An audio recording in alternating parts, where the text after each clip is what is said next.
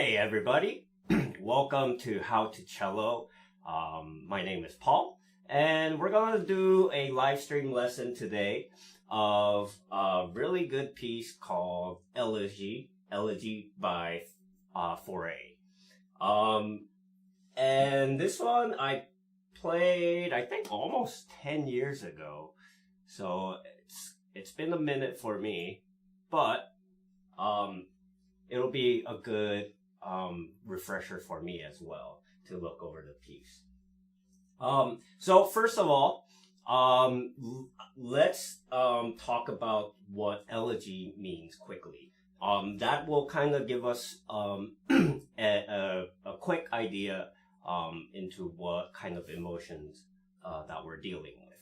So elegy is actually a type of poem, type of poetry that is usually used for expressing grief or lament, basically just being sad, right?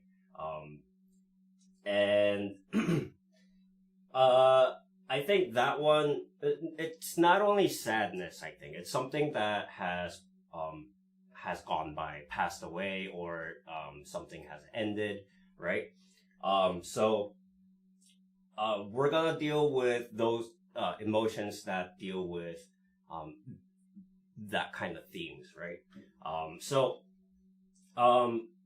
First, when we start, it's in 4/4. However, it's a molto adagio, right? Which means it's going to be super slow. And in this case, we're going to be counting almost an 8. You're still gonna count 1 and 2 and 3 and all the 8th notes, but basically you're gonna feel each 8th notes as the pulse. So keep that in mind. That will become very important in the middle section, where the rhythm kind of gets intense, so to speak. It looks intense, but it's not. All right, so let's start off. And here, we're gonna be in C minor, which deals with 3 flats, right? So it's gonna be B flat, E flat, and A flat. We're not gonna deal with so much open A string, so be aware of that.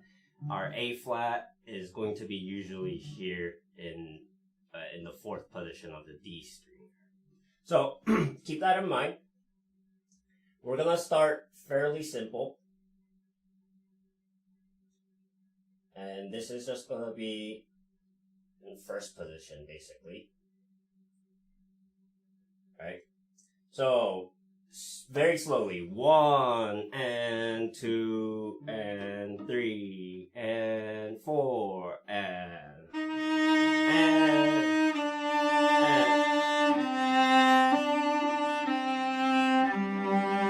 and then here we're gonna go to 4th position.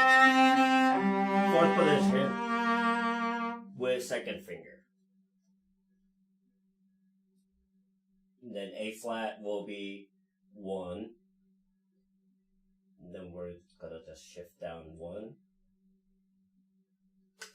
So, if you have trouble finding that position initially, just tune your 3rd finger D with the open string D. So, and 2, and 1. Slide down, and extension, and shift half position, or half step down. And then that E flat is going to be right there, right in 3rd position on the G string.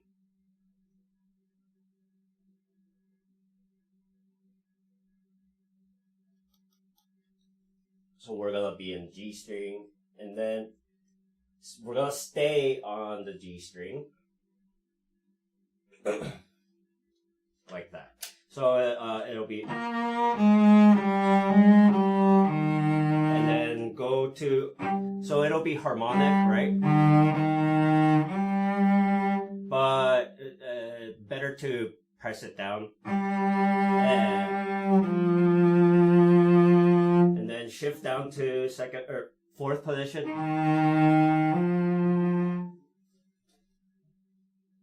2, 4. And then we're gonna shift down to third position. 4, 1. So 4 on the E flat. And then that C you can tune with the open C. And then the cadence is we're gonna stay in position and 1, 2, 3 and like that.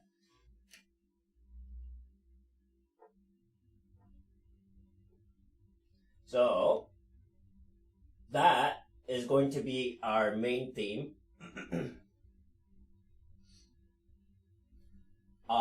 And we're going to play it various times in the piece. So something to keep in mind. I'll talk about this later. But think about what kind of sounds, what kind of emotions, what kind of vibe, I guess, what kind of vibe you want to give each time we come back to the this melody, right? All right, so one thing I will mention here is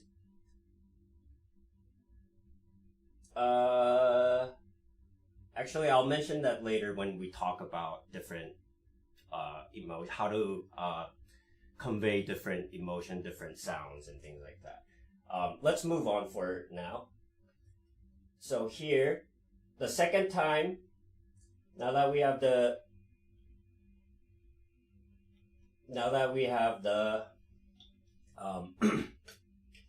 melody in our head, let's take a look at the second time through, which we're gonna be doing different.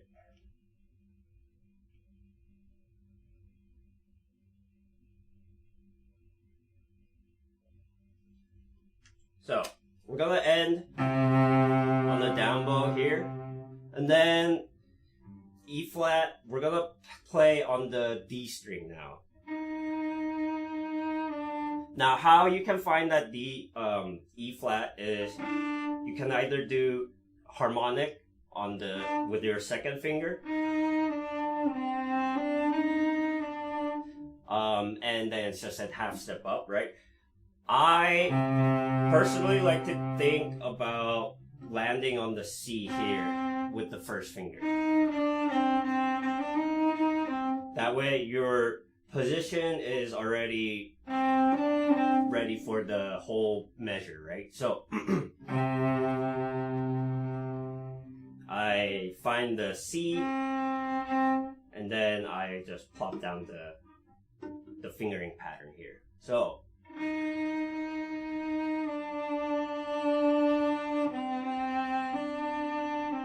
shift down. So 3, 2, 1, 2, 1, 1. Then 4, 3. And then basically the same fingering for the rest of the phrase.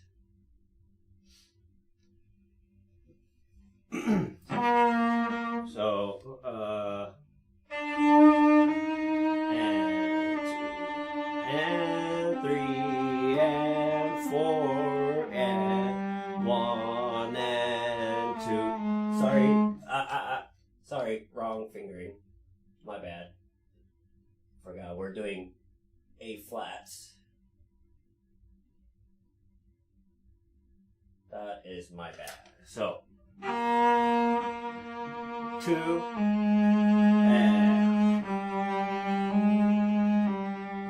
same thing, and then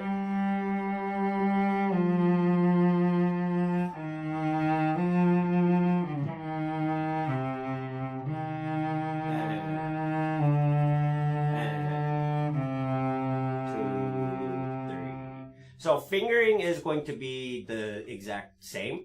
However, the bowing is going to be basically you're doubling the length of each one, right? So you're playing half notes.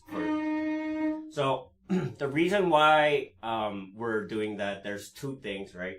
One of the reasons is slower bow automatically gives you a softer sound, right? We're going from forte to pianissimo. So that is one of the main reasons.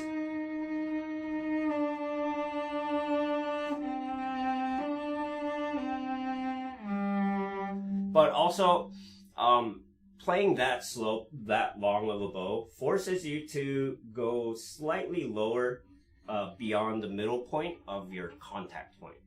And that, to me, that gives...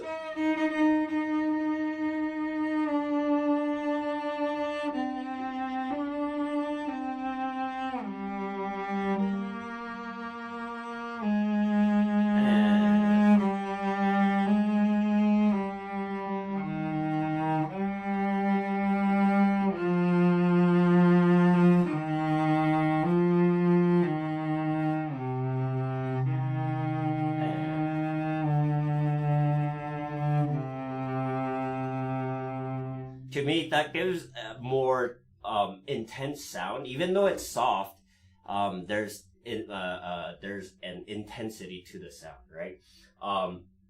It kind of makes you like lean forward almost, right, to hear better. And it's, for me, it's trying to evoke that intimacy in between the phrases, right? So the bowing here is going to be crucial in terms of differentiating the vibe and mood here. So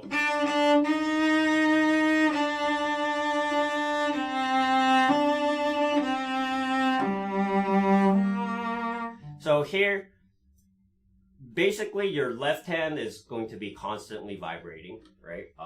Vibrato all the way through.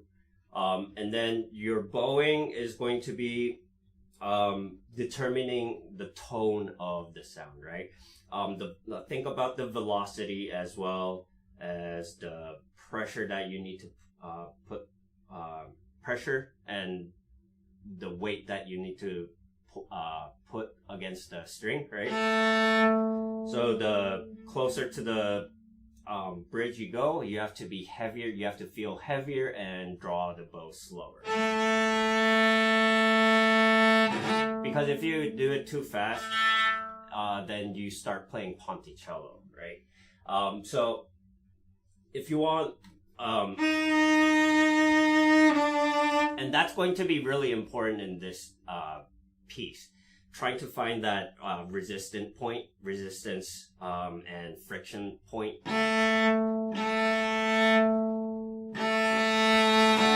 So if you press too hard, your sound is going to start break, right? Really try to relax and just sink into the string.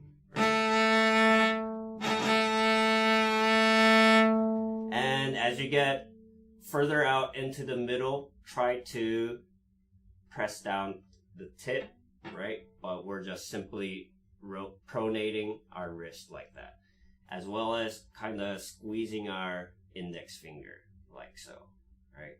So like that. We're kind of just making it bend back like that. All right. So let me play the yellow phrase real quick. Or actually, let's move on. No. Let me play the yellow phrase once more. Alright. 1, 2, ready.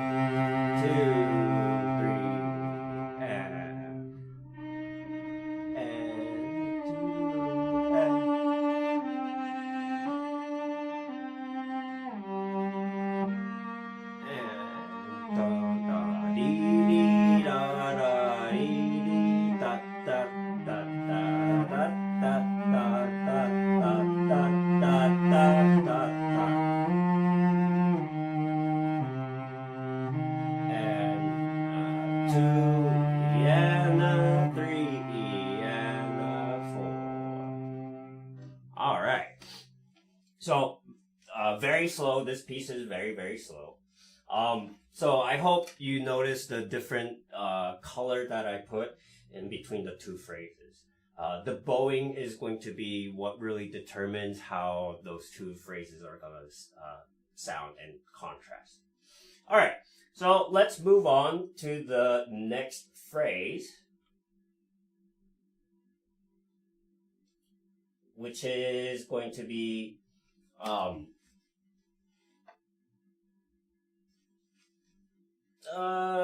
it's something different, right? It kind of is like a development. You can think of it as a development.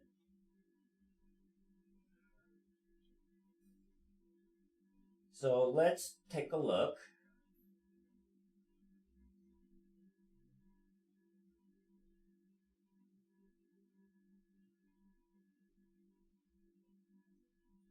So we're going to stay in position first, and it's going to be here, third position, and then first finger, and then shift half step down to A flat, and then extension, and that'll be our this motif. So it'll be G, shift half step, and then extension. And then we land on B natural with our third finger.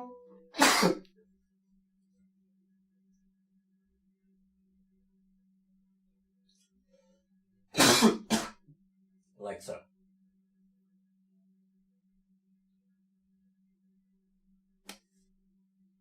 So here, B natural, and then so that C will stand fourth position, and then for that E and A flat, we're going to be that E flat is going to be just a minor third above it, right? So it's going to be an extension and cross the string. And then for that A flat, instead of shifting, try and just reach reach for the fourth above, right?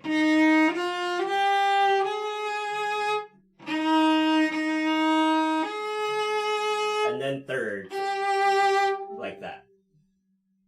So, a little bit uncomfortable, but that is the smoothest way that you can play this position.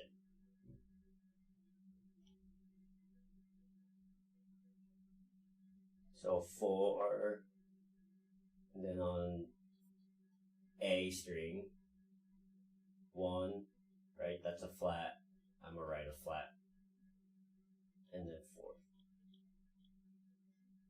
It's a mega extension, the double cross X.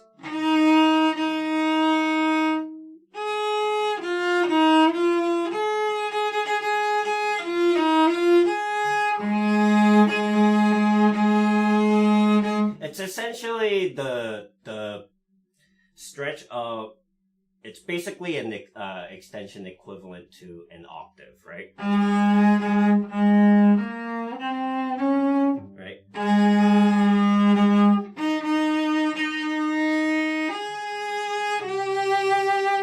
Like that. So we're going to land on the third finger here. And then shift to first finger on the second one. 3, 2.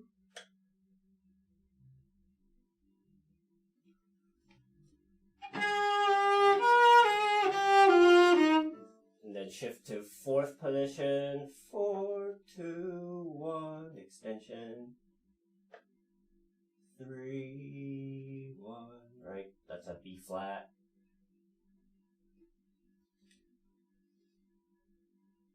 So if we take a look from here, so C, E flat, and then extension to A flat, and then G with the third finger, and then shift to first finger there, and then B flat, A flat. Right, it's half step and then whole step. B flat, A flat, shift to fourth position. Extension for that E flat. 2, 3, C, E flat, B flat.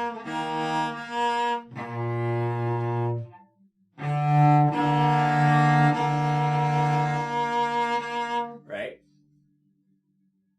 So, that's how the fingering goes. Let's go over it once more, right?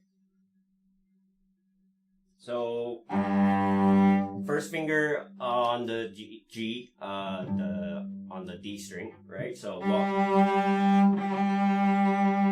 and then swell, B natural, and then there's an accent, right?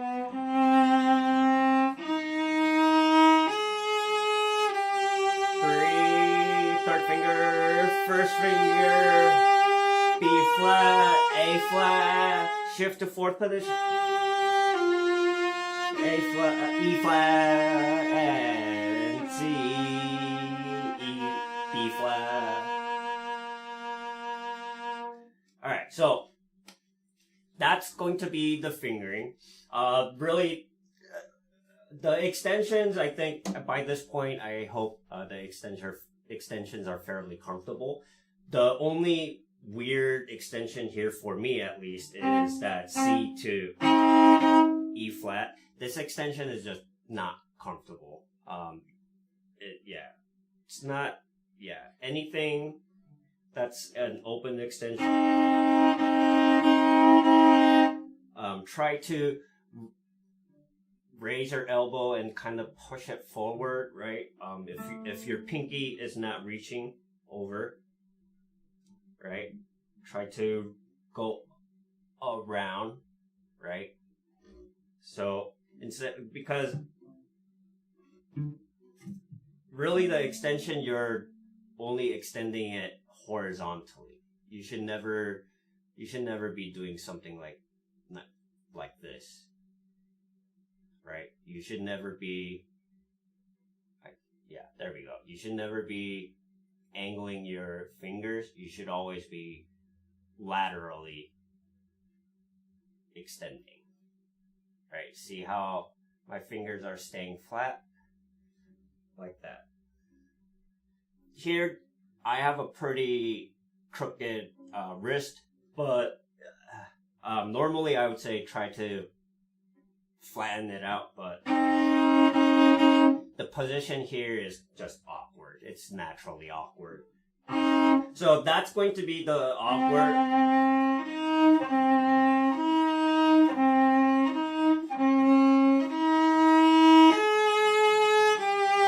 For me, that's the most uncomfortable extension there. So, and then also, another pro tip is try to place your finger down already, right, as a double stop. That way, when you're doing a string crossing with the bow,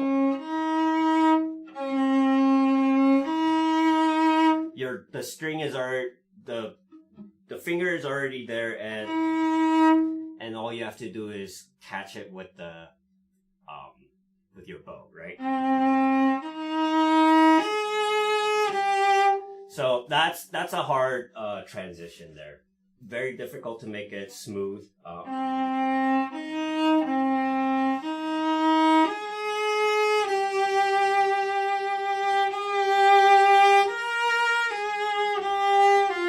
One and two.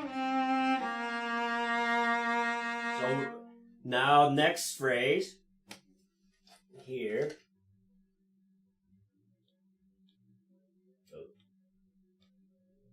Right here, right?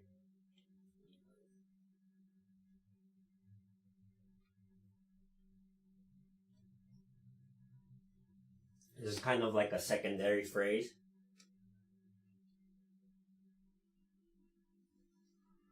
going to drop, instead of playing on the same B flat, we're gonna go down to 4th position on the D string, right?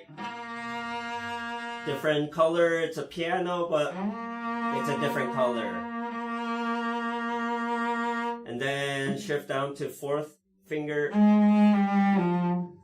It's like that, 4, 3, 1. 4th, that A flat, G, and then F.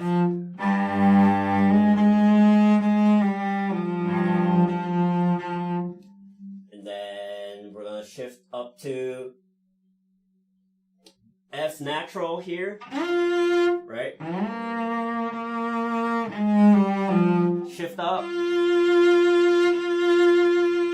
And then same thing. E flat, D, C.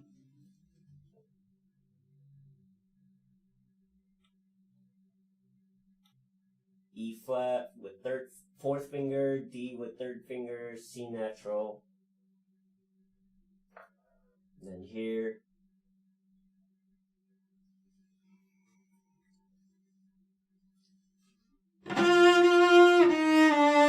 Simply 4th position. And then here's that octave I talked about. You can just simply reach back instead of shifting, right?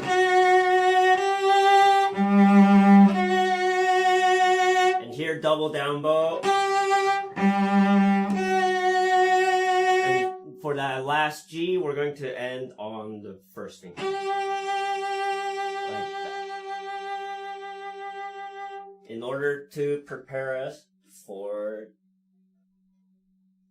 the pianissimo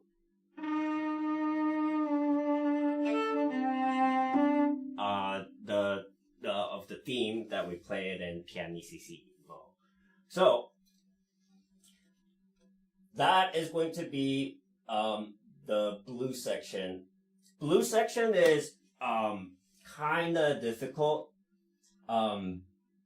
phrasing wise. Here's what I mean. So if we take a look at the dynamics, it goes from piano and then does like a little swell,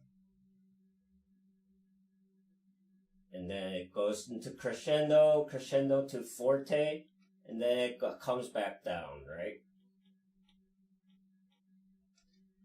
Comes back down to piano, and then it does a molto crescendo to fortissimo, and then it drops all the way down to pianissimo, right?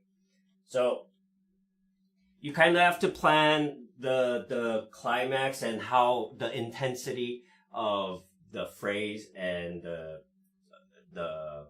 intensity of the phrasing. So if we start from the blue phrase, so 1 and so we're starting piano, right? And that accent, don't be too aggressive with it. It's more of like a swell, like wow, right? And slow swell. Same thing here.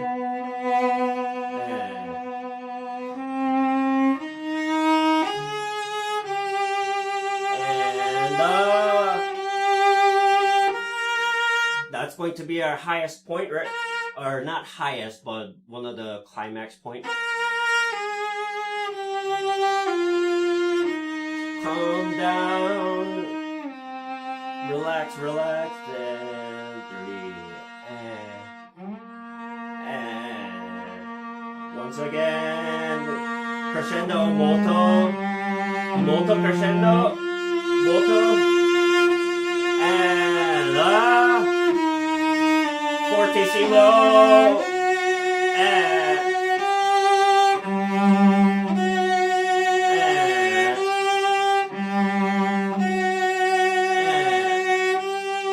to die down, pianissimo, and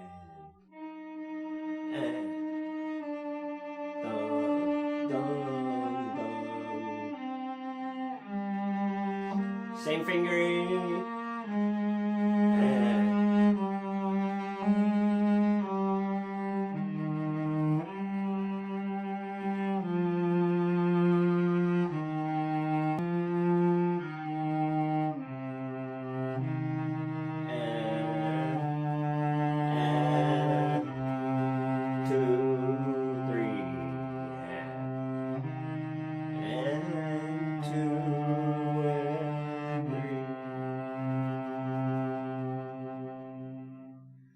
All right, so that's going to be our main phrase, right? So I'm going to mark it with yellow since it's basically the same phrasing, right? Same notes, same everything. Just it's a different color. So I would say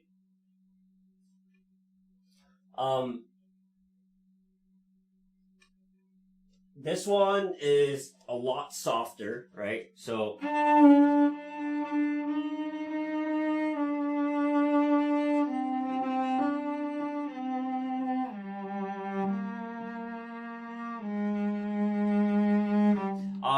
but don't be wispy. Like still maintain contact with the string, right? But what I mean wispy is don't be so light that the bow isn't actually catching the string, right? So just play slower, play where if you play closer to the fingerboard, you have to draw the bow, move the bow faster, right? So just utilize the appropriate amount of bow and that will be fine. All right. Something quick that I wanted to talk about is one of the things that's going to really inform you about the emotion or the affect of the piece of music is going to be the harmony, right? It's really hard to talk about harmony when we're only the melody part, where we only have the melody part here, right? So what I want to do now is kind of show you my process of how I work out the harmonies and why music theory is important, and it kind of gets you also an insight into how the composers were thinking, right? So for a brief second, let's jump over to the piano accompaniment section. All right, so this is the piano accompaniment section. You can see here, the bottom two staves are going to be the piano. The top line is the cello solo. So the place I want to look at is from here. So kind of want to take a look at what kind of harmony that we're dealing with here, right? So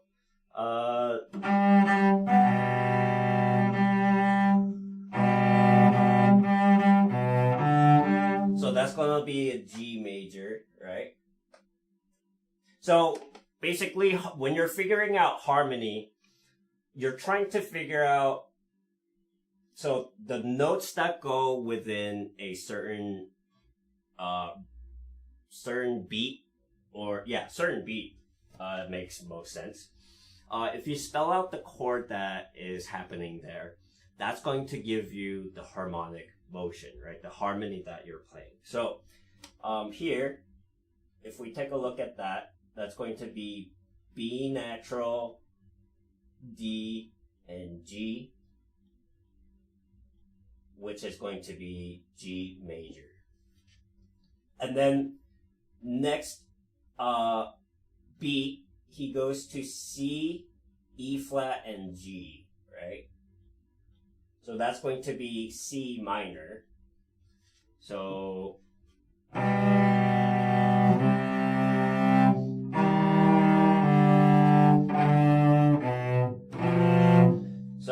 he goes briefly into G7 and then F minor, right? So here F minor 7 actually, because there's an E flat, C, F, and then A.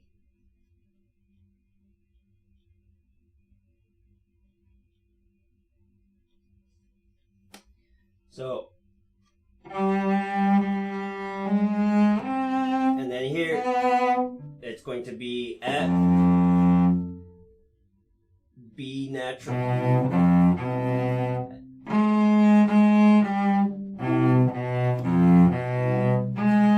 So it's going to have, this is going to be an interesting chord because it has, and then F. So it's going to be an F diminished, right?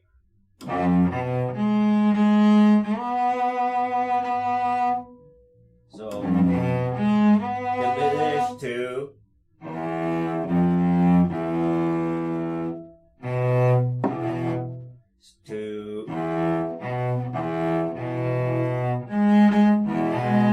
E major essentially, and then goes down to other harmony, right?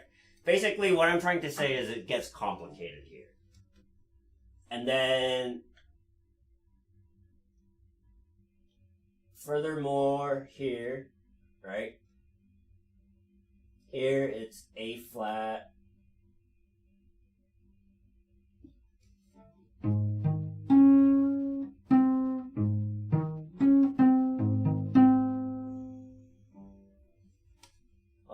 F, let's see, A flat,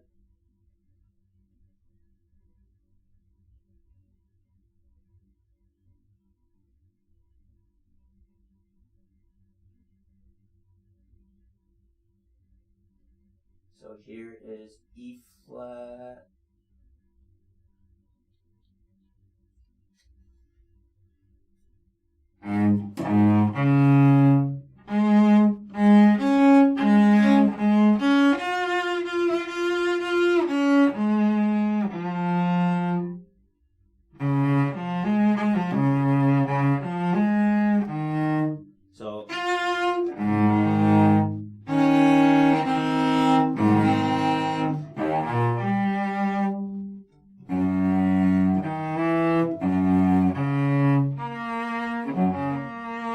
so yeah, those are going to be, so it goes from A flat to E flat to here it's going to be G flat major, right? So those are going to be the harmony.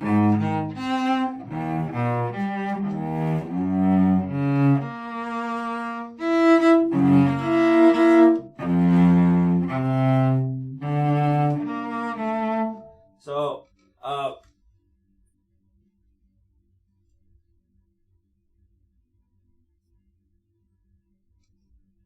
basically, just try and keep in mind what kind of harmony is going on and what kind of, more importantly, so for me, knowing the chords help a lot, right? But more important than that is know where the harmonies are changing, right? And when you're aware of that, and when you're practicing, try to be conscious of how the changes in between the harmonies feel, right? Really, that's how you can get into the emotions of a piece, is trying to feel the sensations in between the harmonies, right? In jazz, we call them changes. When there are chord changes, we just call them, or chord progressions, we just call them changes, right? Change of chord progressions. So, my point of that whole exercise of looking into piano score and trying to figure out what harmony it is essentially to find all the different changes and find all the different feelings, right? So I know that.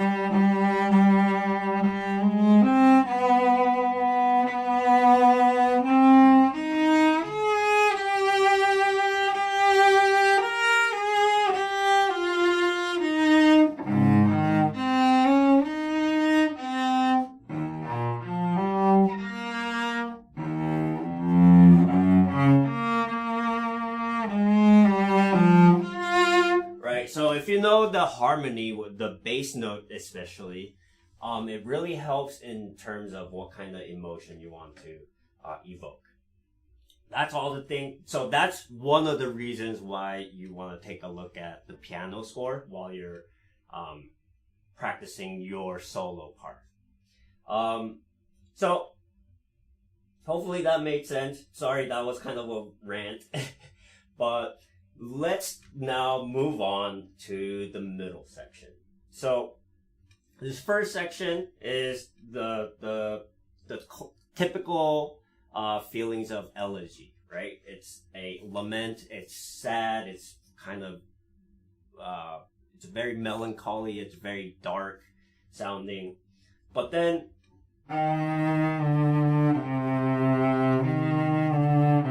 here at the end of the piece, here, measure 18, right? If you take a look at here, we can see that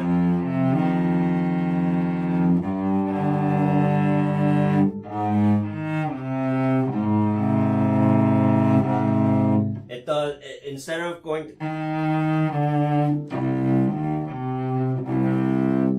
instead of resolving to C minor,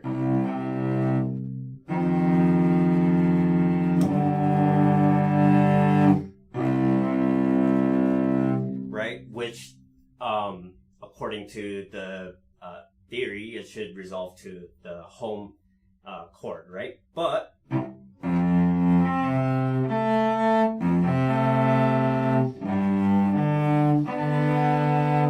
it goes to A flat, A flat major. So it does F major, and then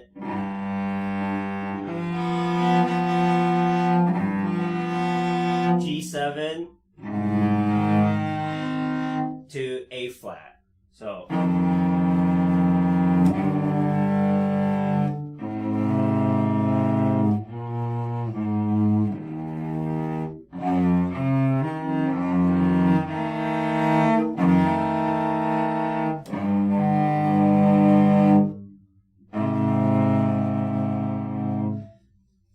that's going to be the harmony there.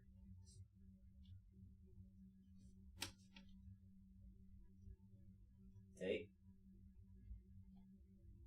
So if we write it down, this is going to be F7. This is going to be G7 and then to A flat major, right? So that's going to be the harmony. If you know the harmony,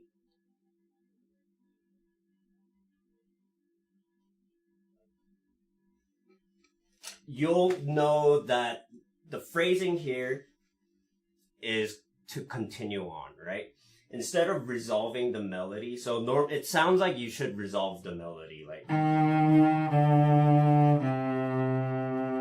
it should,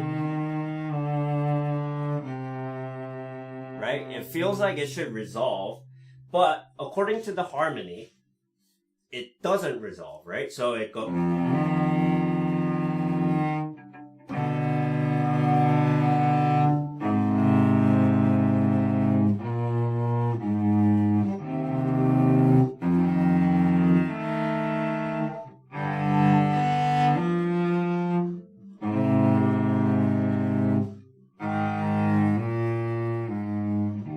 Right, so because it ends on an A flat, you need to treat the melody as it's not resolving. So that's why knowing the harmony is very, very helpful, because it does guide you in how to treat your melody, right? So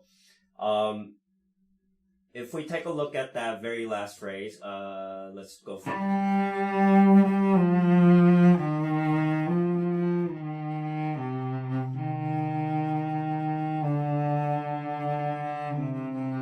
So instead of feeling resolved, you wanna feel that you're part of the harmony, right? That kind of gives you that sensation of floating. I don't know how to describe it. Hey, Caro, how's it going? Bienvenido.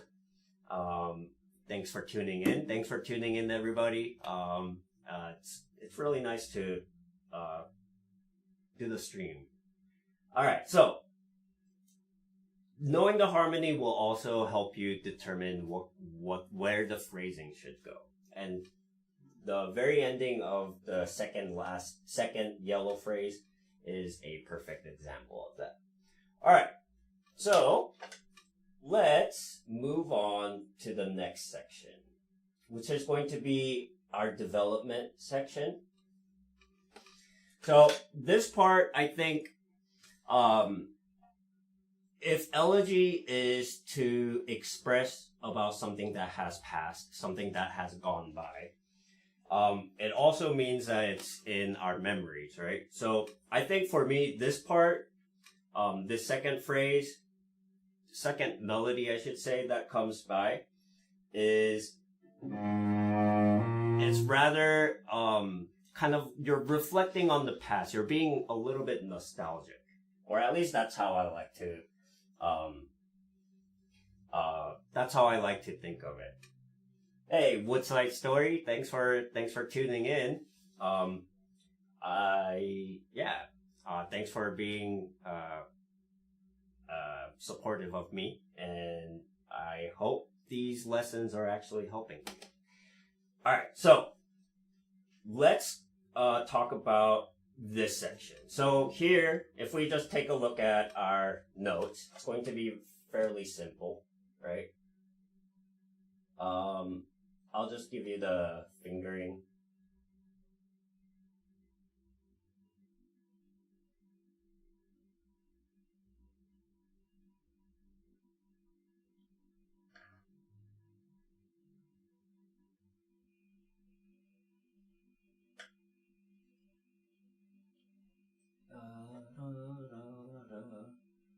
One, three, four, two, and we're gonna be in C string.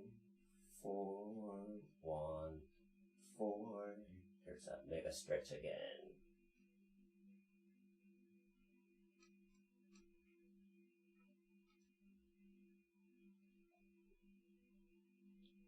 And that's going to be our pause.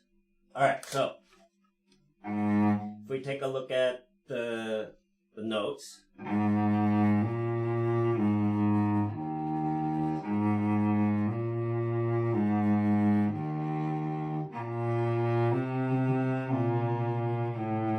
So the notes are fairly simple here. First position, I shift down to half position here for that A natural. So you can shift the first finger. You can prepare your first finger, right? I mean, you can stay in position,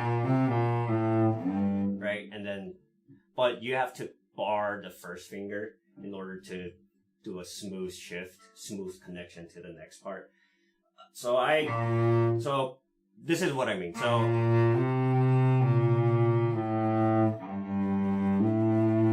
it's a little bit uncomfortable versus 2, 2. You can achieve more relaxed shifting, I think, when you have the first finger open for that, the fourth position G. So 2, shift to 2 for that A, and then it frees your first finger up for that shift, big old shift down to fourth position. And then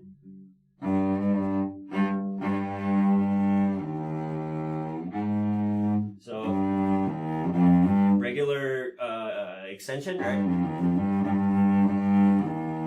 And then super extension, double extension, some people call it, because it's extension here, right? I call it fourth position, or not fourth position, extension, fourth extension, right? Because it's a fourth above.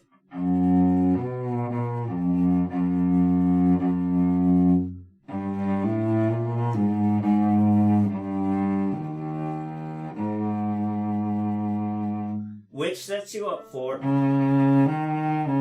the D flat right there. So that D flat will be second finger, 2 4 2 1 3 4 3 1 2. All right, so that one, so 2 4 2, shift to the F, or sorry, shift to that E flat, stay in position, shift again, and then stay in position, and then stay in position there, because we're going to go to the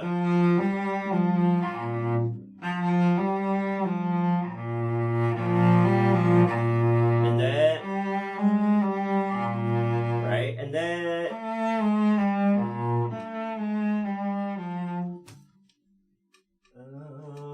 we're on the D string.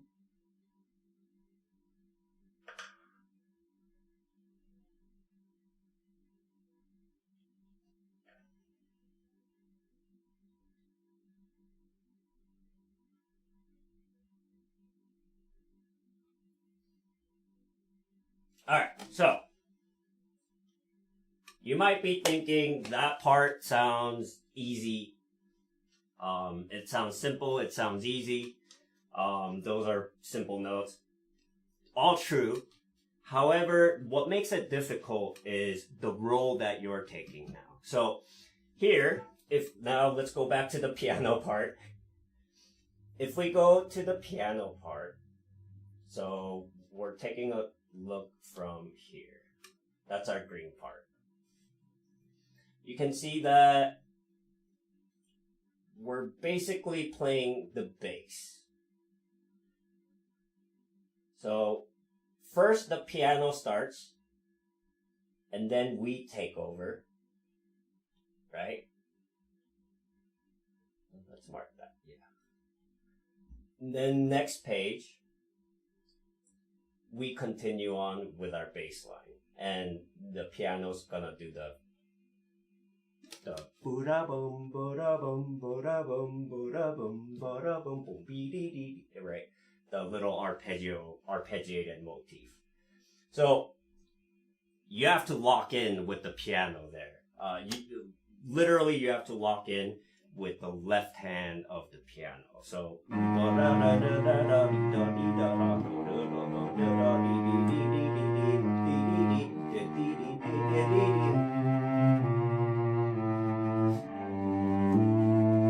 right? So now if you take a look at the melody of the piano, you'll notice that the piano takes the lead in terms of what we're going to do, the theme, the second melody, right? So I'll just tell you this right up front. This melody is basically what we're gonna play after we play the whole, right?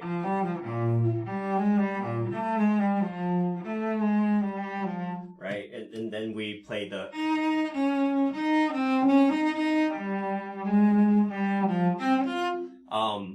same melody that the piano just repeated. So I just wanted to show you that from the piano score perspective. What you need to know is that you are playing the accompaniment section there, right? And you're following the piano melody here. So that'll be the important note here, right? So piano melody.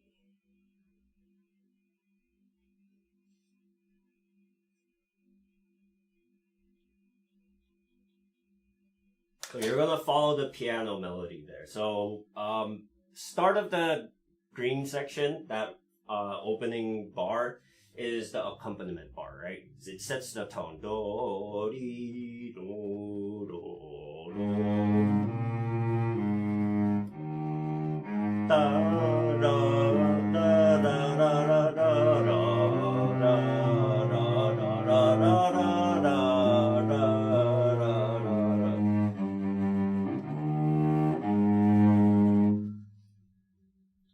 So that was really hard. Basically, you're accompanying the melody part there. So there's no need to be. You have to be present, but not overpowering the melody, right? The melody is also going to be very delicate, because it's high up on the. Not high up. Yeah, it's kind of high up on the piano, right? But on the top range. So. That also kind of gives you an idea of when to be intense and when to kind of ease up and things like that. The dynamic here only says pianissimo, but there's definitely more going on in terms of harmony and what that entails. So, I'll just play through the green section really quickly.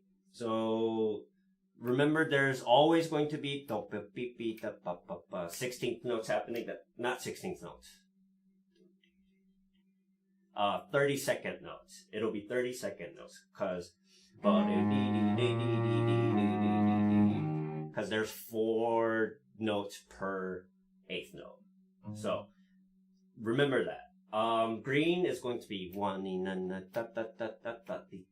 and 3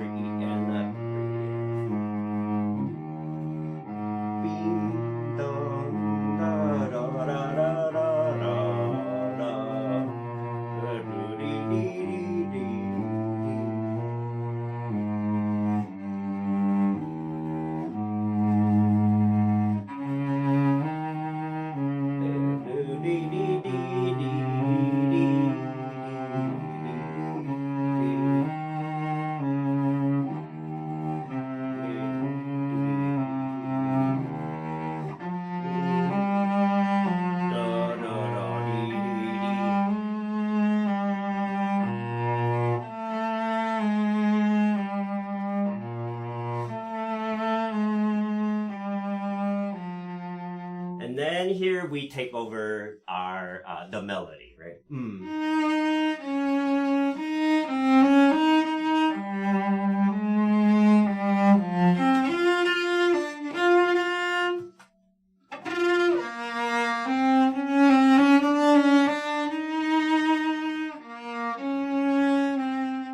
Alright, so before I get carried away, let's take a look at this melody. We're going to make it orange because it's happy.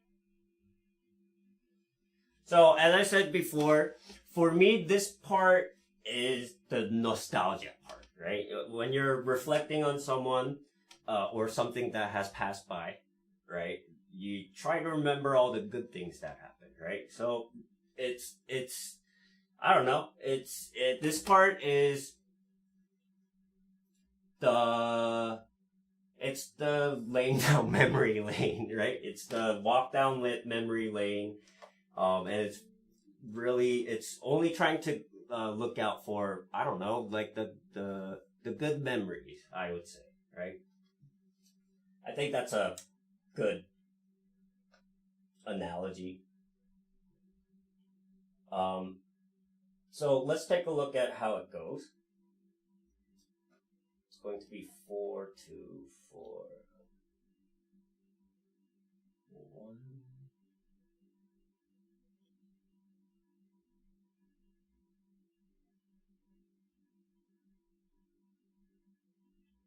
4, 3, 4, 3.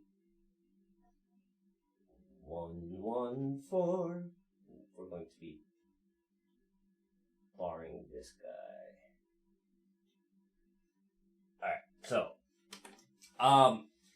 something important here is going to be the rhythm. As I said before, we're going to be feeling in 8 eighth notes, right? So, and the accompaniment is basically playing 30-second notes. So we have to think. I'll mark it out, right? 1 E and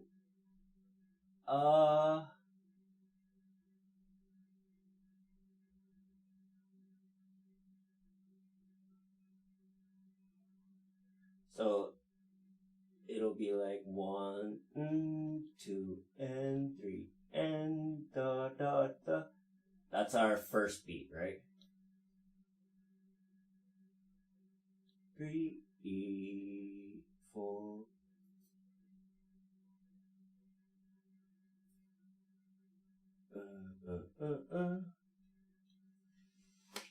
So essentially, the triplets are the ands of beat 2 and beat 4.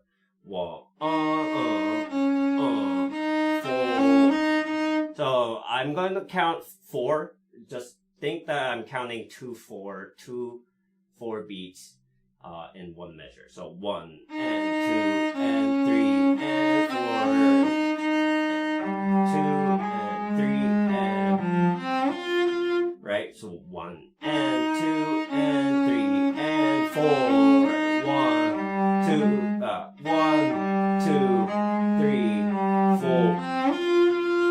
4. So you're basically playing all syncopations in this section. It is difficult to feel. However, so the big pulses will be like this. Well, let's leave those green marks on because that's the eighth note marks. So those are going to be the 8 pulses that you feel. So 1 and 2 and 3 and 4. 1, 2, 3 and 4.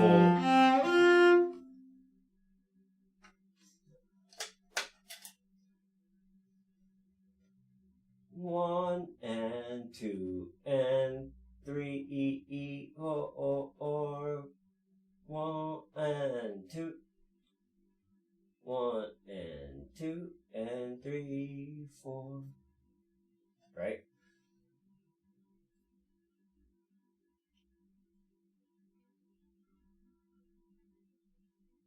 So the rhythm is really tricky at first, but I think if you look at the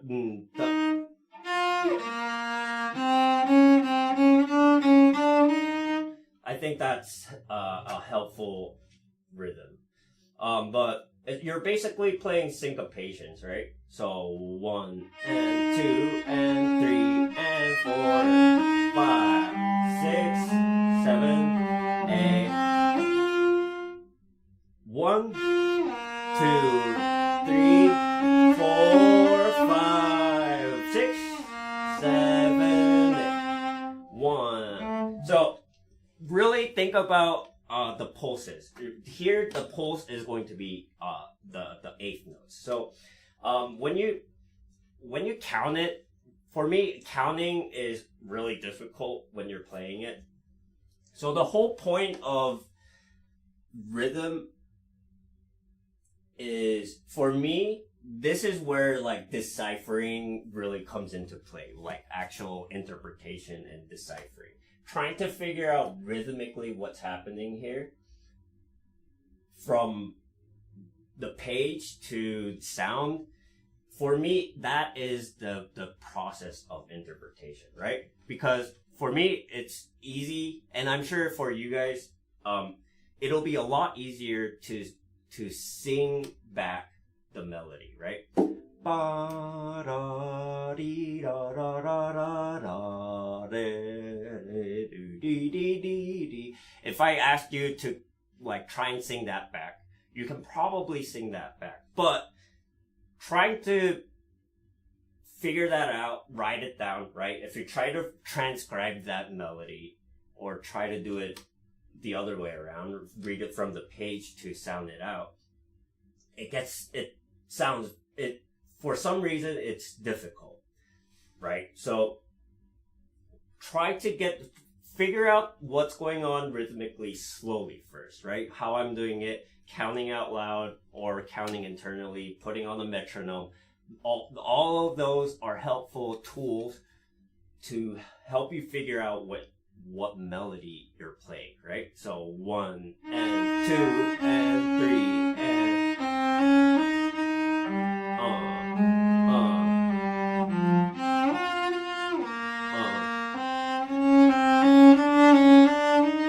because after you do that, after you figure out how it goes rhythmically, metronomically, then you can kind of switch off that rhythm and sing it, right?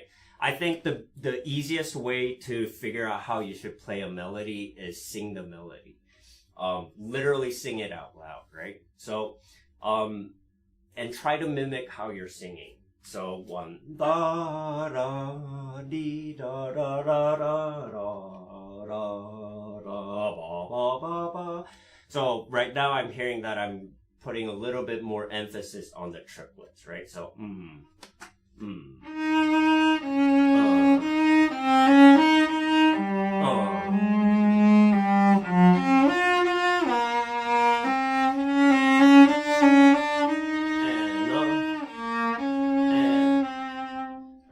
So this part is more of an exercise of rhythm. So really practice slowly.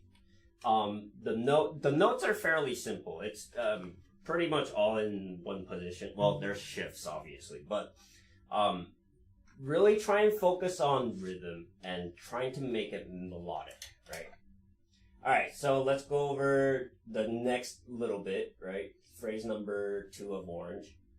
Bum ba dee da da da da da da da dee da da da da da dee. So let's take a look at the fingering here. So we're gonna first play A on the 4th position, right? And then go up to open A. Open A, open A, B flat, C natural, D flat, E flat, and F. So that's going to be our extension. D flat, E flat, F, and then those are all going to be up, right, da, da,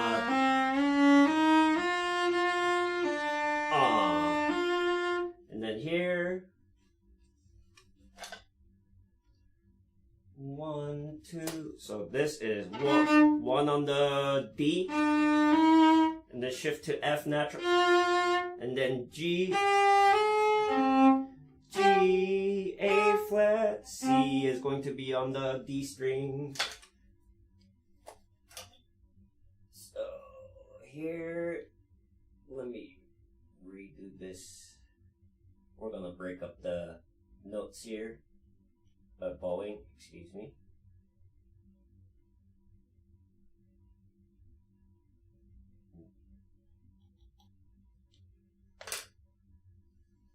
So this part, 1 and 2. Sorry, 1 and 2 and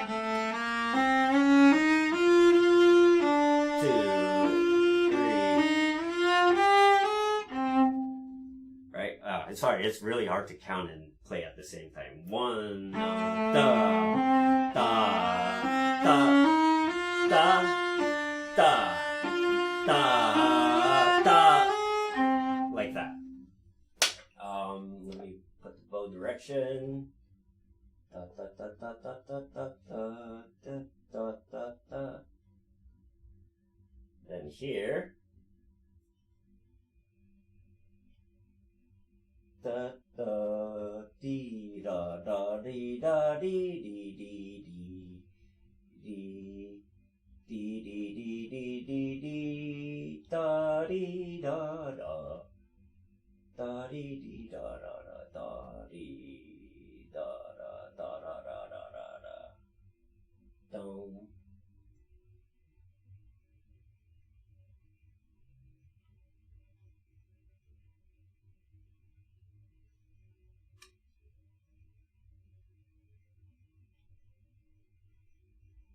Alright, so rhythms. Measure 33, so we end on the third finger on C, right? Here we're going to play C and then shift down to third position, so we can play that A natural with the third finger. And then here, so this is to set us up for that upcoming triplet. This one.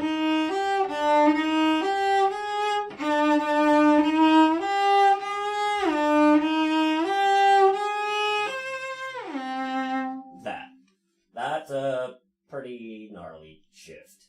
So let me explain to you how that works. The bowing is kind of tricky.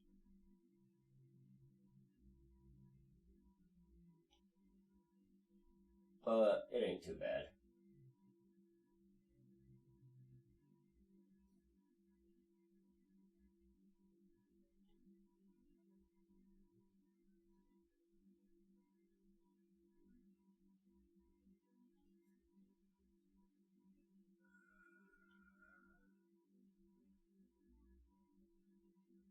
Alright, so first note is down bow, and then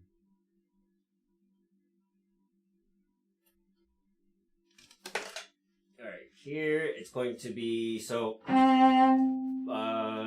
down near fourth position, shift out, and then here, third position, right? So D with first finger, E flat with second finger, and then go up. And then for that A flat, we're just gonna go first finger half step above that G, right? And A flat to C is just going to be whole step, right? A flat, B flat, and C. So whole step, right? Wide, wide. And then shift down like that.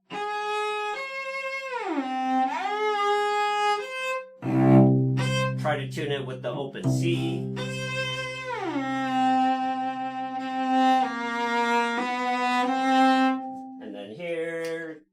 Rhythmically, it's fairly straightforward. Right, so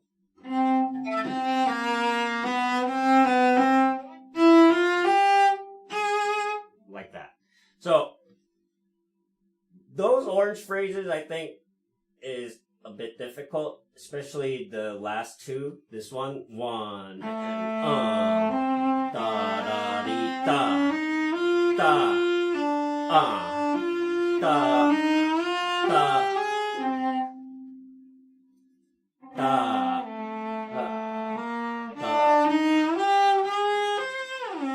that one. So, lift up your elbow, try not to do that, right?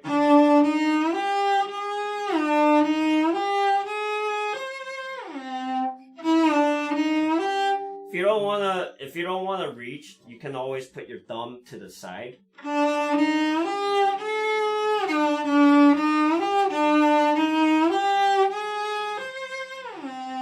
that.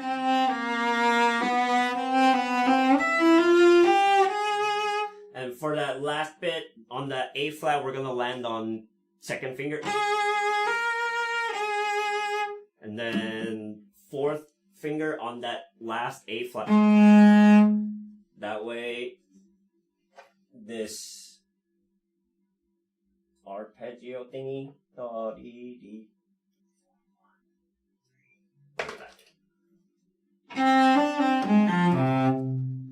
It's right there, all in your finger, right?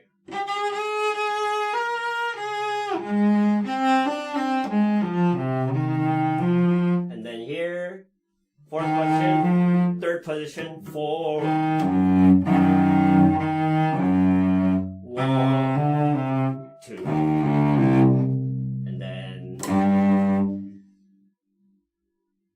so that's going to be that whole orange section, right? So really, the difficult part is the rhythm here. Note-wise, not too difficult if you just take a look at the fingerings. Some of the shifts are a little bit tricky, but it's not anything impossible, right? So I highly recommend internalizing the beat, internalizing the rhythm. So you don't even have to sing the notes necessarily. Just feel how the melodic rhythm goes, right? Da da da da ra ra ra ram bum bum bum bum bum bum bum bum bum ba ra ra re di di di di di di di di, right? So if you can kind of just ta or hum out the rhythm, that means you internalized it, right? And then it's a matter of choreographing the movements and putting the notes to it. So let's quickly take a look at the orange section. And I'll try and play through it. And remember, this is like the nostalgia part, right? So 1, 2, and 3, and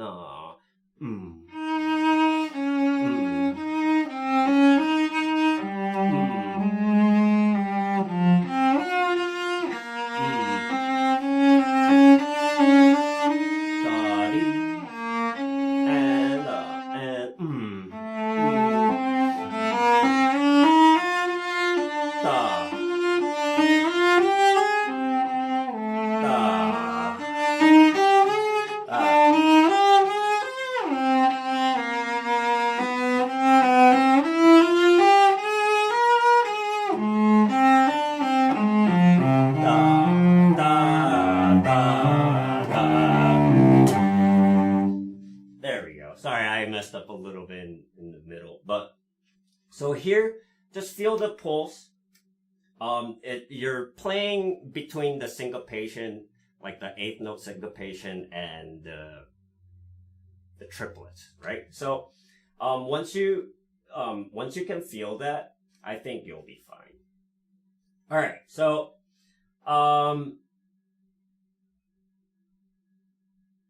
let's go to the next part, which probably is the part that a lot of y'all is looking for, because it's the noodly part.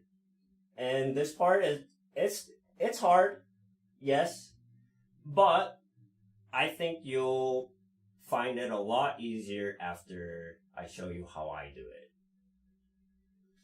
Alright, so first of all, let's just take a look at the fingering. 3, 4, or 1, 2, 1, 2, 3, 4, or open 1, 3, 1, 2, 1, 2, 4. So these guys, pretty straightforward.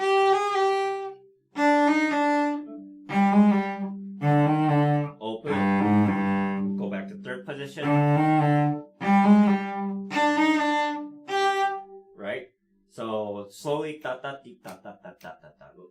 Ready and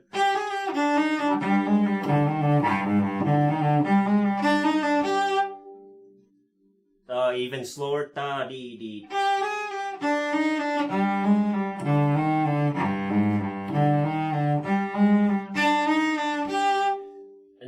let's go to the next one, which is going to be slightly different. A little bit more annoying.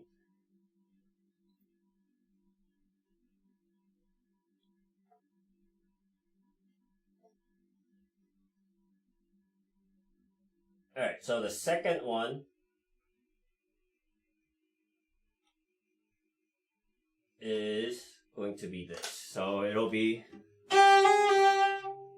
D flat and then G natural. So we're going to aim for that tritone.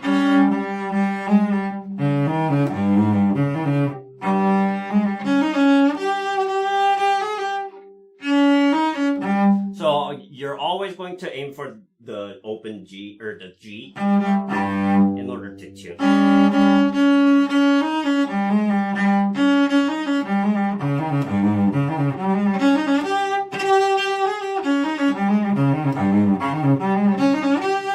That one's hard because the 2-3, that one, 2-3-2 is a movement that we usually don't do, and it's kind of difficult anyways. So do it slowly, this part. And let me show you how I practice this part. So the triplet part, I'm going to do in this rhythm, basically. Right? There's that one. And then there's the reverse of that, right?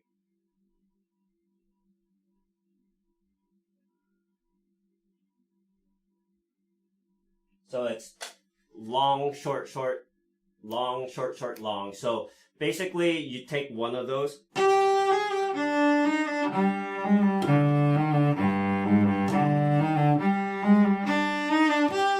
Right? And then you do the other one, right?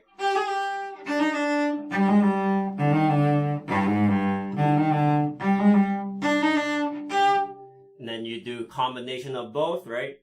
So it'll be long, short, short, short, short, long. Long, short, short, short, short, long.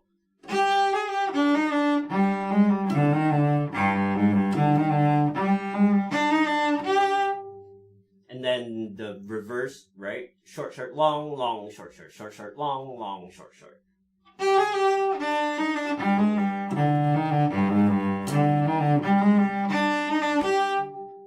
And then after you do that for a while, right?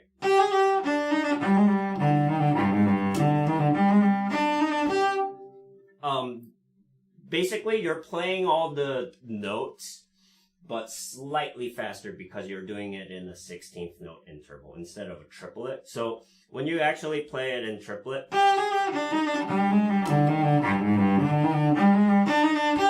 it'll feel a lot easier once you do that. So that's going to be the key, right, to doing things fast. So if we do the same thing here, so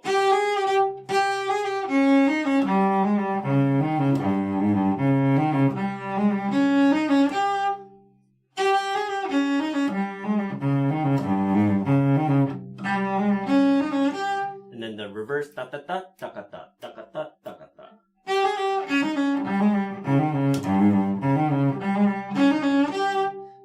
Remember to raise your elbow to reach for the lower strings, right?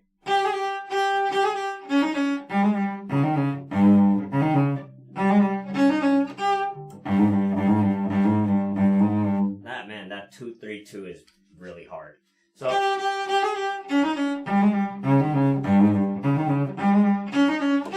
right? And then the combinations.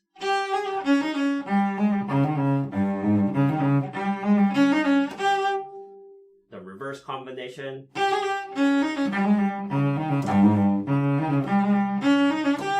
Right, so that one, once you do a bunch of that for a while, you'll be able to do.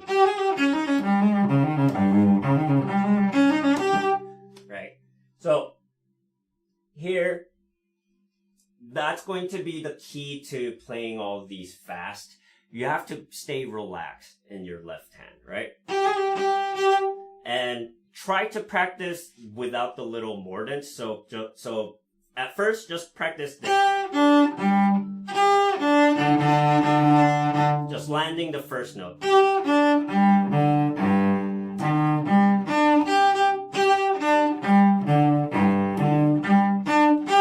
Right?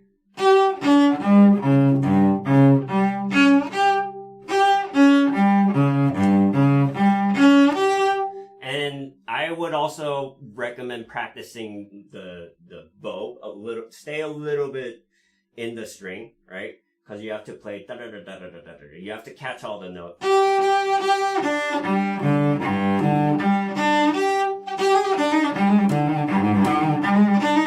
And then you add the mordents, right?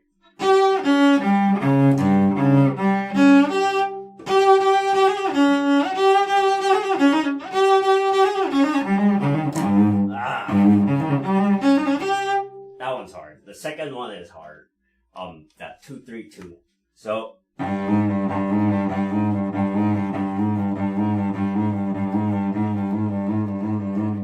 yeah, practice the 2-3-2 movement. That's definitely is the way to do it. Thank you. Bisuteria. Thank you. Appreciate it. Alright. So the next part is the other noodly part. And this one is basically we're now trying to get back to the main melody, right? So here I'm going to divide it into two different sections.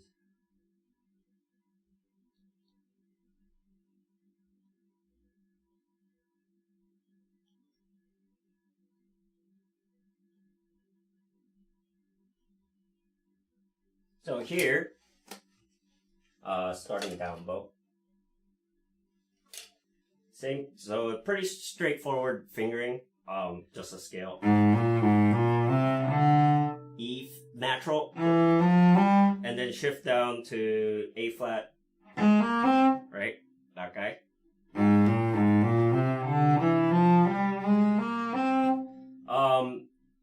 One of the things that I try to do is not only go one way, right? So, but I also try and go backwards. Just to get a fluidity in how it should feel.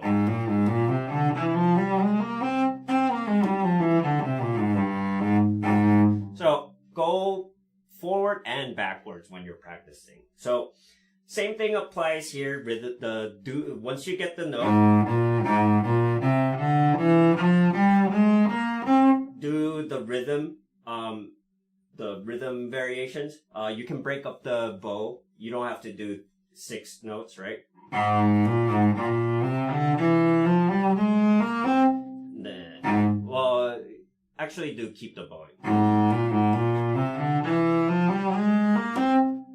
And then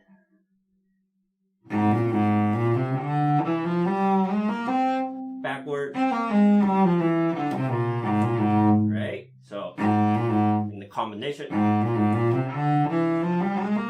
backward.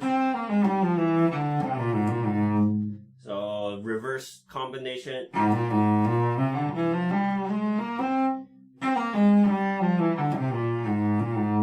And then now normal tempo, dot, dot, dot. So here, one thing to note is after you play that, don't recover too much. Try and stay in the middle because you're going to be, if not, you might run out for that up bow there. So,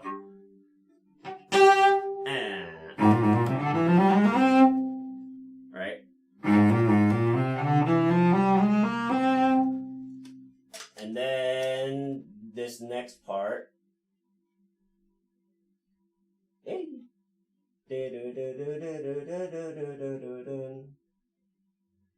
And then this.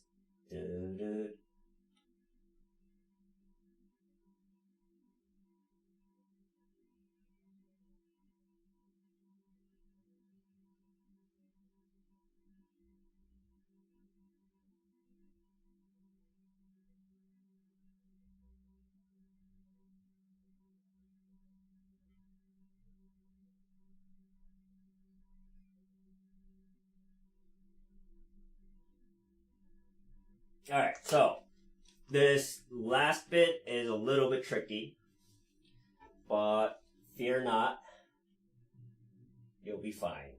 So 2 1 2 1 2 1 4 2 1 2. There's gonna be a lot of 2 1s. So here it's gonna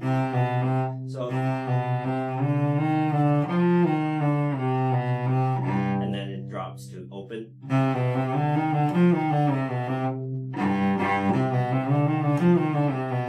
So do the same rhythmic pattern there, right?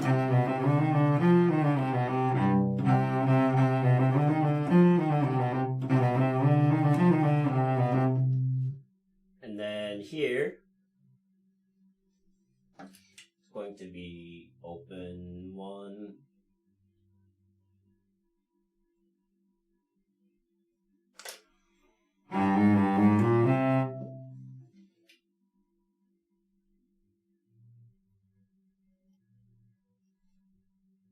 And then here will be 1 2.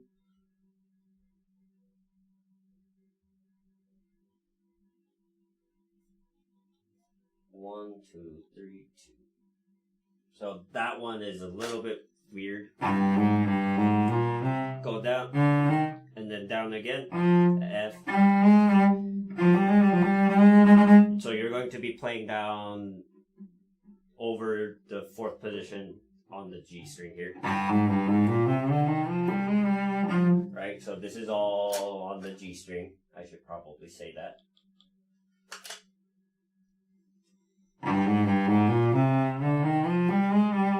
Right, and then 1 2 1 2 1 4 2.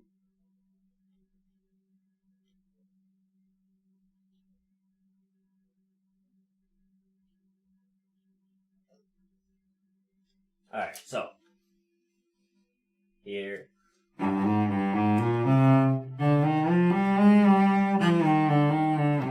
So here, 4,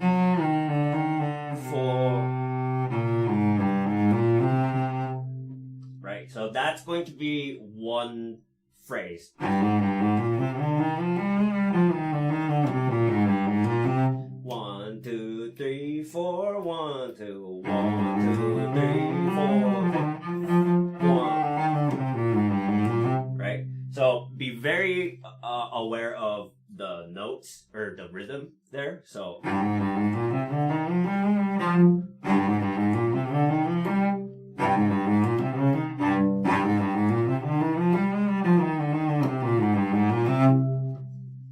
and same thing, right?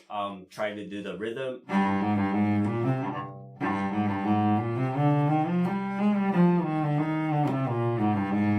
If you can't do the long bows yet, you can break it up.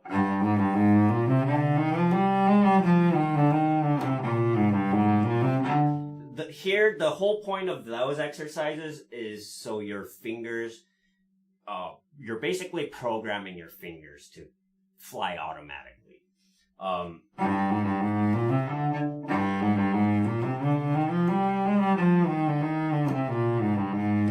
Right?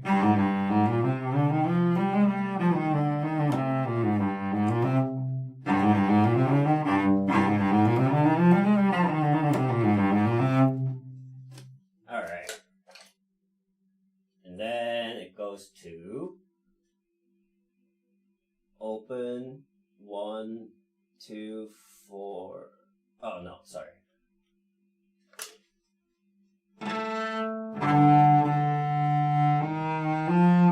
Oh yeah, sorry. I was right. we're doing extension 4, open 1, 1, and then here we break it up 1, 3, 4, 1, 3, 4, 4, 2, 1, 1, 2, 4, 3, 4, 1, 2, 1, 2. All right, so that's going to be our last stretch, which is the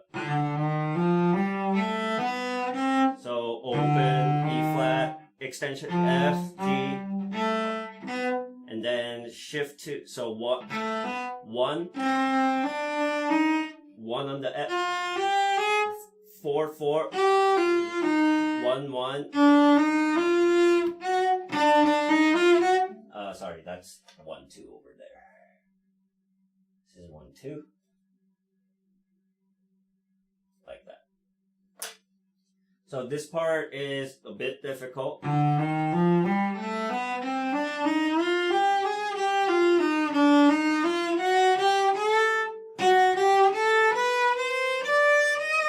Right, so F sharp, and then 1 on the A. C is half step. You can tune that D with open D. And then E flat's going to be right there. This whole section is really based on this this rhythmical variation.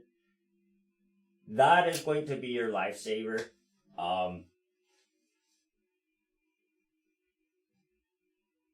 Yeah, dude. So this part is definitely one of those hard parts.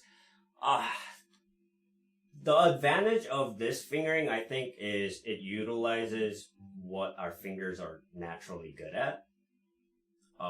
So except for the extension just sucks. But so I would say, really.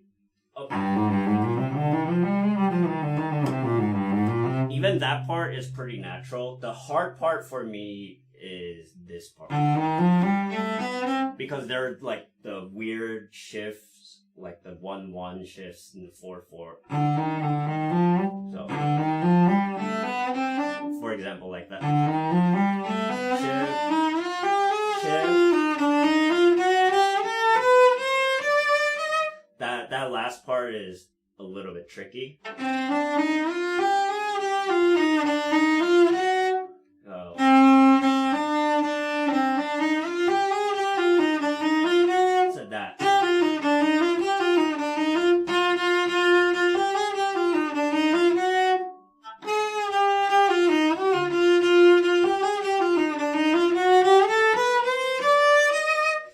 So this part, it says polka ritardando here, but I think you can bring this even before.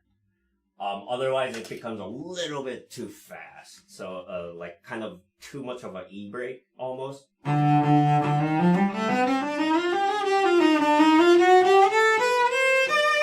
Like you can start breaking from here, really.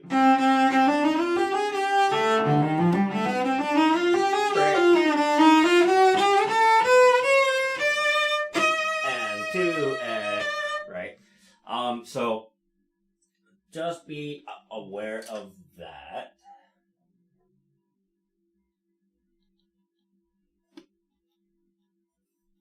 Maybe like rallentando. Anyways, I kind of just slow down there a little bit more. Alright, so this part is a little bit difficult. Basically what happens, this is like the flashy part, right? This is like the virtuoso section. What happens is from the last orange section,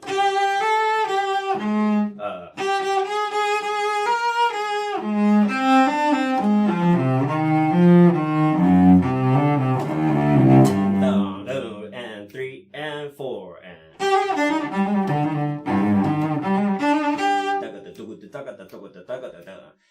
it kind kind of speeds up. There is, we kind of push for it.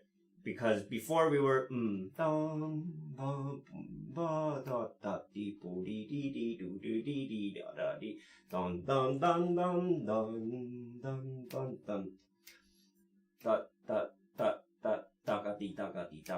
because if we keep the tempo, it should be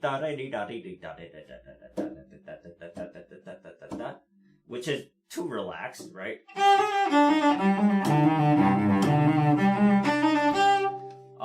If we take the tempo, right?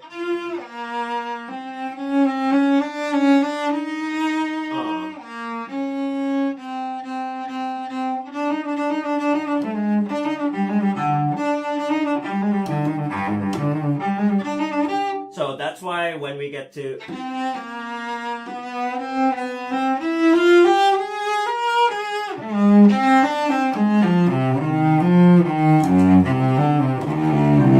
from that measure, especially measure 34 is when we start pushing forward. So just be aware of that. And then the end of the purple phrase is when we bring it all the way back, right? So let's write that down.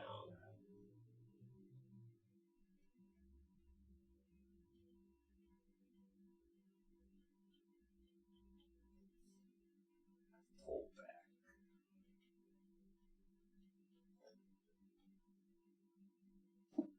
Right, so from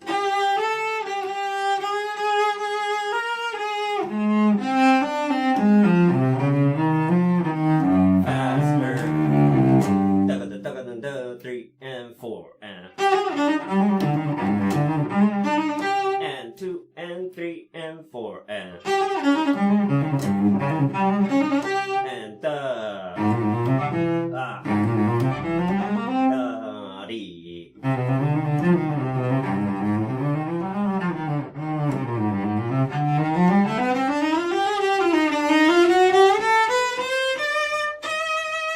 and that's gonna be how it's done. I kind of let my fingers fly through there. It's really easy to just kind of let your fingers do its thing without thinking. So try to be under control.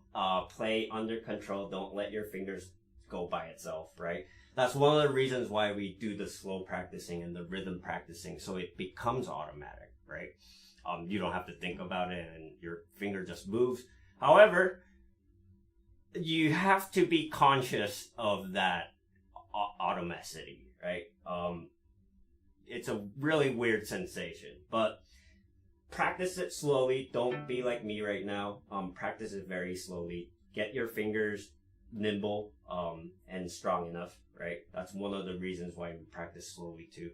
Relax your thumb. Don't squeeze your thumb ever. Right? That's gonna hinder your movement back and forth, especially here. Don't squeeze it. You can put your thumb and stabilize it, but don't squeeze. All right. Dang, we're almost done. 2 hours. All right, we're almost done. We're actually going to be in the almost last phrase, right?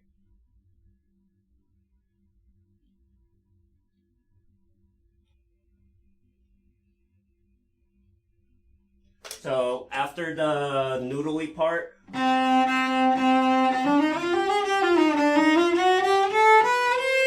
we come back to the main theme, an octave higher, fortissimo, and 2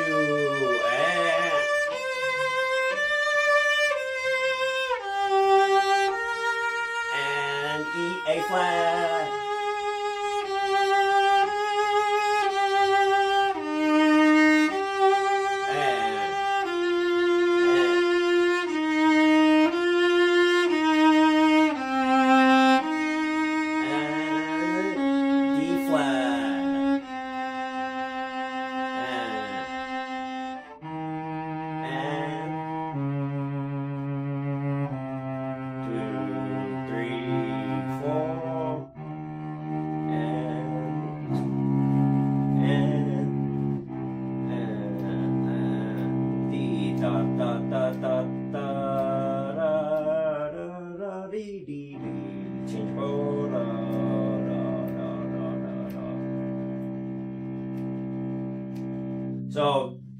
once again, this part is when the piano takes the very last melody, right? Let me just write the fingering here quickly.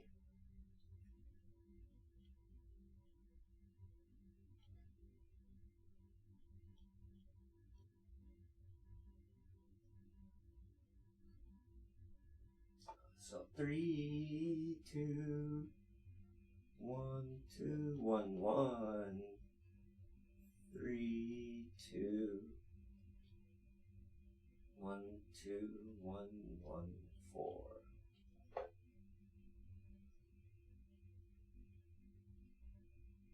You can do 3, so you don't have to do extension, right? So you can vibrate more relaxed. All right. Note-wise, pretty straightforward, right?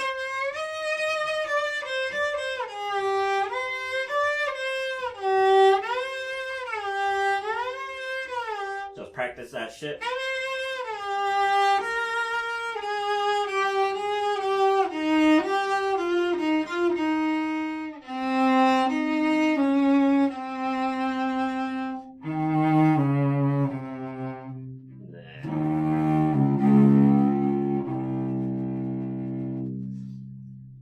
All right. So let's go to the very, very ending now.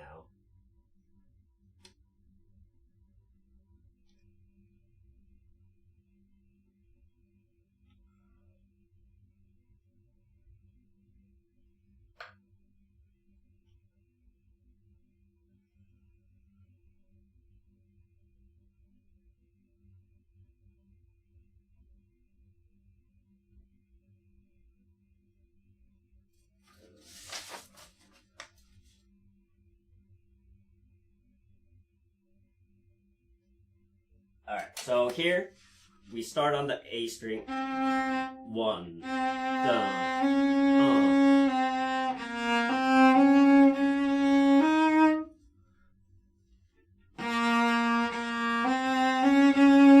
and then 1, 3, 1.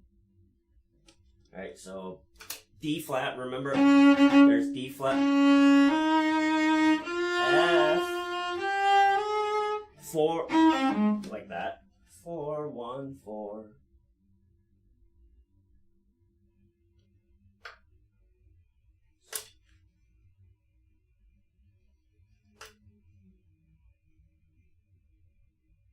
Three, and you're right in position there.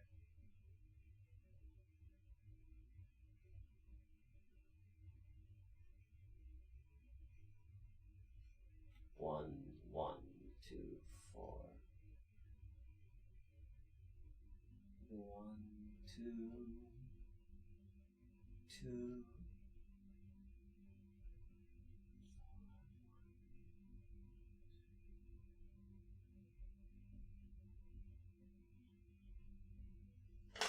All right, so first part, we stay in the A string.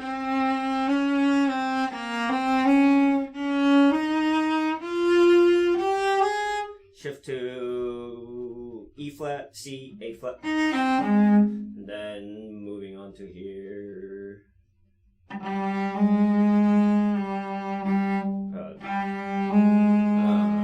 Separate. Let's make that. Erase that.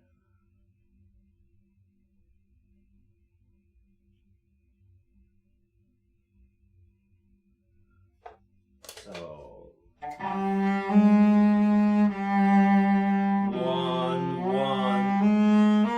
1 on the B natural, and then we go up there, like so.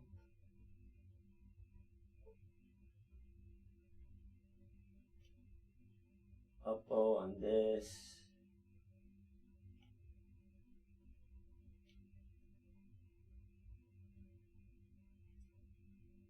So that part is a little bit tricky. And then here, that D natural is gonna be the same as the harmonic, and then E flat, C, and then shift all the way down to first position.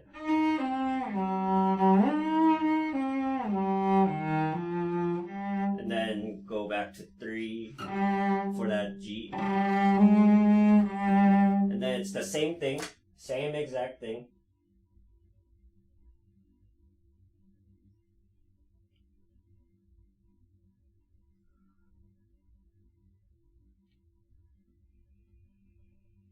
Same fingering and everything.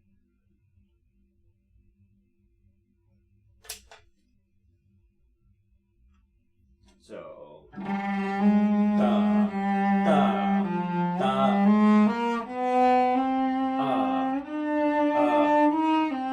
and then we go back to third position, right, like that. 3, 4, 1, 2, 4.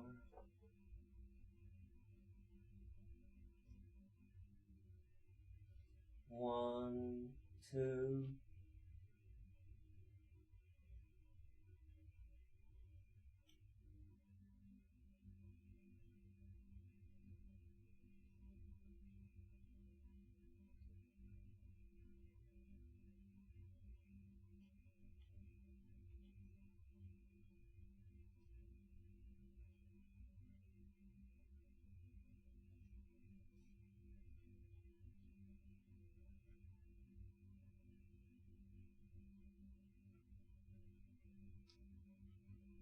All right, so.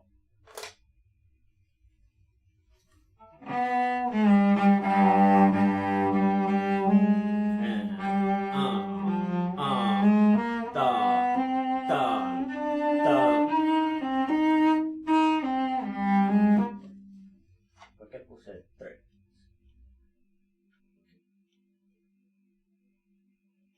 That's supposed to be 3, 1.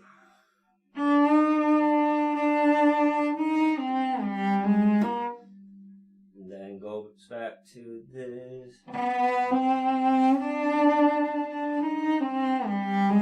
And then this last bit, 4th position, 3rd position, and then extend 3 and 4 and down, down, down, and then you wait for the piano chord there. All right, so this last bit is probably the hardest part because you have to maintain the mood, right? So pianissimo, 1, ta, da, da,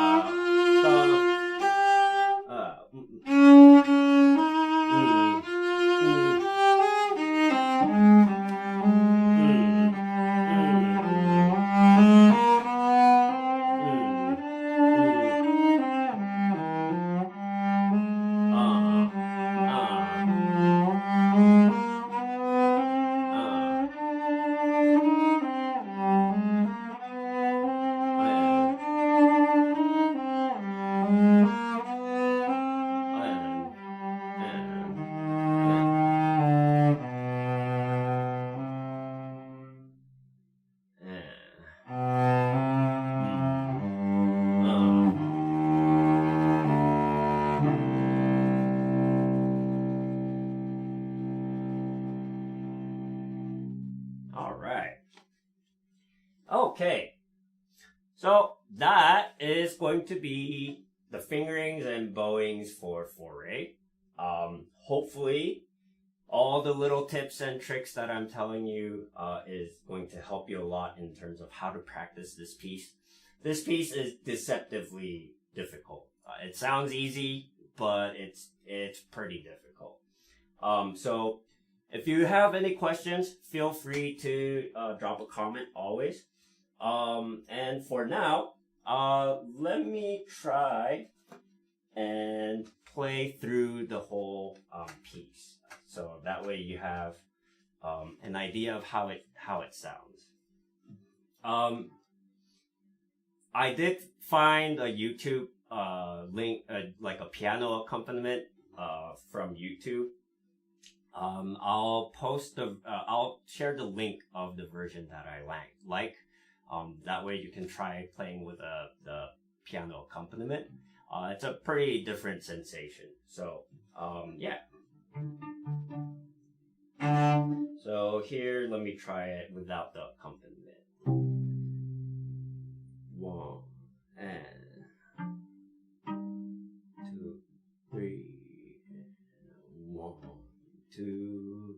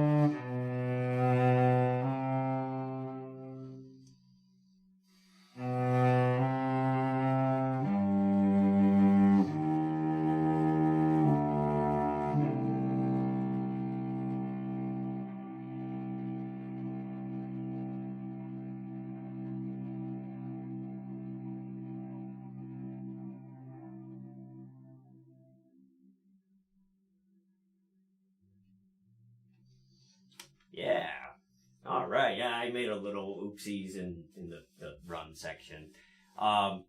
Need some practicing. You can see it. I'm not perfect. I should practice too. So, as always, thank you for tuning in. That will be it for today. I am going to be making more videos.